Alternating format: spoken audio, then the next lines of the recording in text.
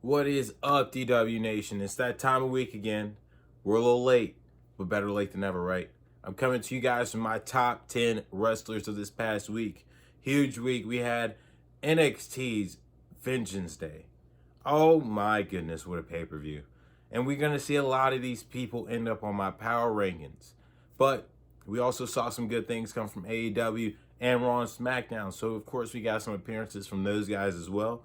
But without further ado, I'm Kevin Jones, the Disciples of Wrestling, and let's hop right into it.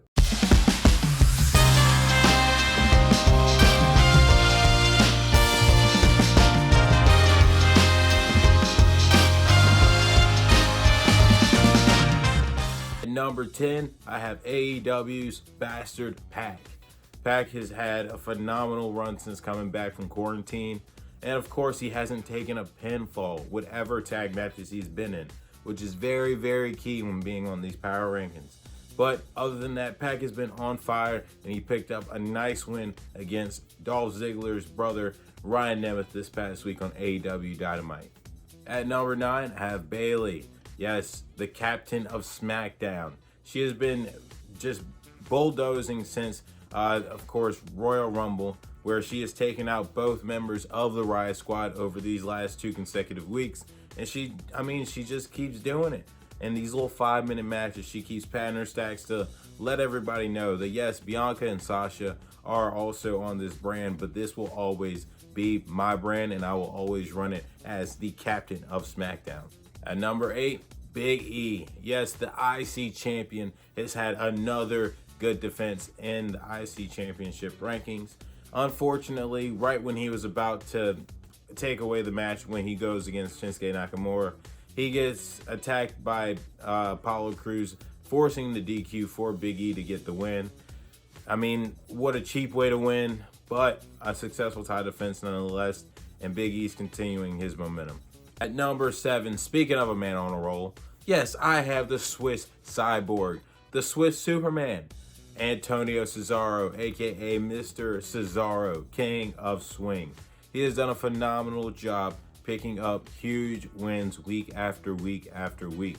Coming from the beginning of this year when he had that huge win against Daniel Bryan, to the second win in part 2, and to now picking up a win for his team, which his tag team partner was Daniel Bryan, against the SmackDown Tag Team Champions and Dolph Ziggler and Robert Roode. So Cesaro continues his winning ways, and we'll see what he'll do in this Elimination Chamber this Sunday. Number 6, we have Raquel Gonzalez and Dakota Kai. They have done phenomenal work throughout this entire Dusty Cup for the women's division, and now they have won the Dusty Cup in the women's division, and I'm extremely happy for them. And now, of course, and down the line, we will see them challenge Shayna Baszler and Nia Jax for the WWE Women's Tag Championships. And who knows, this might be the first time we see NXT pick up those tag team belts. At number 5, I have Darby Allin. Darby Allin has had phenomenal run as the TNT champion, and he has picked up another successful title defense as he goes up against Joey Janela in one of my DW top 5 matches for the week. And I mean, what can I say about Darby? He's just a very, very charismatic guy. He's a different kind of enigma than we've seen before, and he's aligned with Sting, so you can't go wrong. I mean, what else can I say about the guy? At number 4, I have The Way's Johnny Gargano. I mean, he did it by himself, guys. Johnny Takeover showed up on Sunday, and he successfully defended his North American Championship against Kushida all by himself. There was no help of The Way. We saw Austin Theory get taken out by Dexter Lumis at the beginning of way before the match even started, and then he tells Indy Hartwell and Candice LeRae to go look for Austin. So we never even saw interference from The Way, and Johnny did it all by himself with 2 fatal final beat DDTs on Kushida for the win. Number 3, we have Miss Io Shirai. Also, another successful title defense, if you guys couldn't tell by the theme of this top 5. Io Shirai has picked up a huge win in the triple threat match against Mercedes Martinez and against Toni Storm, where people were rumoring that she could possibly lose the belt. and it would have been unbelievable justice as she won the belt in a triple threat match. And it would have been crazy to see her lose the belt in a triple threat match. But we didn't see her lose it. We saw her pick up the win in a phenomenal fashion, and great job by Io Shirai. At number 2, yes, they did it. MSK, they pulled out the win in the Dusty Cup for the men's side. They just had a phenomenal debut run. They have cleaned out every single team in the Dusty Cup on the men's side. And on top of that, they had 2 of my top 5 matches of this week. I mean, they are phenomenally on the roll, and what can I say? I do believe that they're going to beat Danny Burch and Oney Lorcan for those NXT tag belts as well. Now, my honorable mention. As I talked about how great Takeover Vengeance Day was for the NXT brand, I cannot ignore what this man has done. At my honorable mention, I have Adam Cole. Adam Cole shocked the system when he turned on Finn Balor, and then he turned on his brother in the Undisputed Era, Mr. Kyle O'Reilly. So the big question now going into this week is Undisputed Era still a thing? And if so, who is the leader?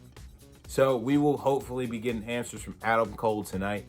But like I said, it was unbelievably shocking what we saw this past Sunday to close out the TakeOver pay-per-view. And I can't wait to see what is next. For my number 1, you already know who it was.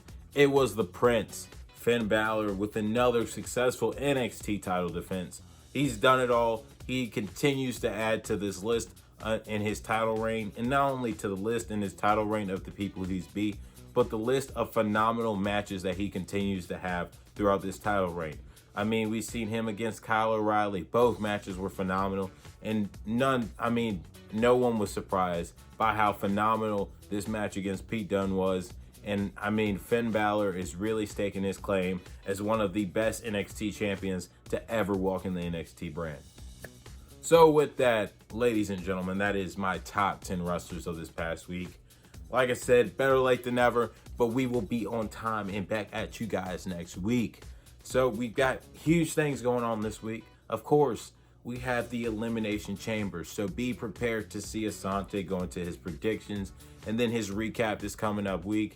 And of course, it's Wednesday, so of course tomorrow you'll be seeing the AEW Dynamite recap and the NXT recap from myself and Jordan.